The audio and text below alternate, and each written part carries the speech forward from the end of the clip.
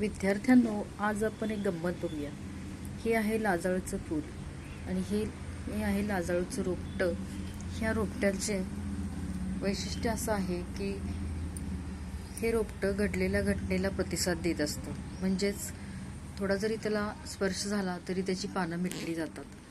म्हणजेच विज्ञानमध्ये आपण बघतो की सजीव हे घडलेल्या घटनेला प्रतिसाद देत असतात. त्या पद्धतीनं हे लाजाळूचं रोपटं त्याला जरा थोडा जरी स्पर्श केला तरी त्याची पानं मिटली जातात.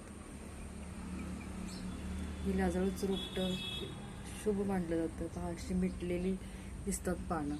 आणि हे जे रोपटं आहे, ह्या रोपट्याला सुंदर अशी फुलं आलेली आहेत, गुलाबी कलरची फुलं. अतिशय सुंदर नाजूक रोपटं आहे. एखाद्या मुलीला सुद्धा आपण एक कशी लाजते बघ लाजाळूप्रमाणे असं म्हणतो.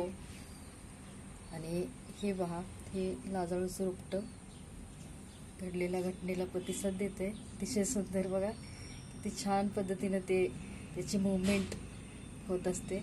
म्हणजेच विज्ञानमध्ये रिस्पॉन्सिव्हनेस ऑफ स्टिम्युली अँड मुवमेंट,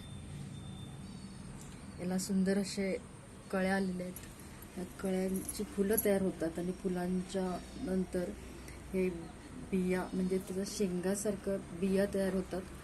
आणि जर आपल्याला नवीन रोप पाहिजे असेल तर आपण ह्या बिया लावून नवीन रोप मिळवू शकतो. अतिशय सुंदर असं उदाहरण आहे रिस्पॉन्सिव्हनेस ऑफ स्टिम्युली अँड मुवमेंट.